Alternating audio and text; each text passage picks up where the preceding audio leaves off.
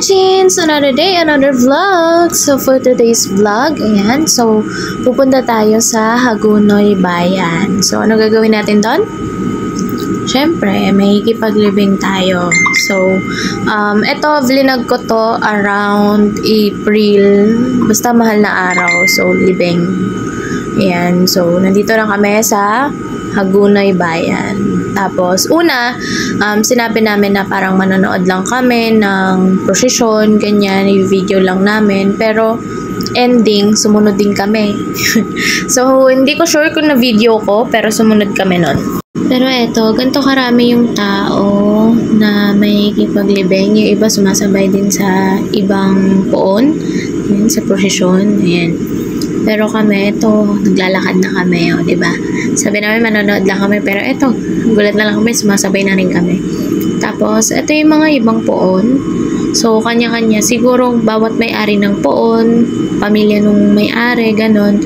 So, doon sila sumusunod, syempre. Tapos, ayan, sobrang dami pala talagang namamanat at mga Katoliko, no? So, nagulat din ako kasi ang daming mga cameras, ang dami talagang tao, as in.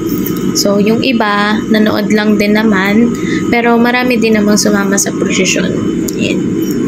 Tapos, ayan guys. And then, makikita nyo, diba? Hindi ko na alam kung saan ako pupwesto dito na wala masyadong tao. Ayan, kasi sobrang init. Tapos si nanay tuwang-tuwa kasi ngayon lang din daw siya ulit nakakita ng ganito karaming mga poon na pinoprosesyon. Ayan. So, hindi ko alam kung talaga ako na video ko, pero ayun, mukhang hindi ko nga na video. So, ngayon naman, ayan, another day naman to. So, pinagsama ko na lang din kasi ito naman, papunta naman kami sa simbahan sa may Baliwag, Bulacan. So, ito yung kay Padre Pio. Ayan. So, itong simbahan naman na to, ang ganda niya, tapos aircon pa. Kaso nga lang, syempre, diba, Holy Week. So, not sure kami kung anong oras yung misa dito or walang misa. Ayan. So, depende talaga sa simbahan din siguro. Tapos, ayan. And then, papakita ko sa inyo, ito siya. Ayan, ang ganda ng simbahan, diba? So, papasok pa tayo dyan sa loob. Tapos, ito, makikita nyo si Padre Pio. Ayan siya. So, may malaki siyang ano dyan. Maganda rin tong spot.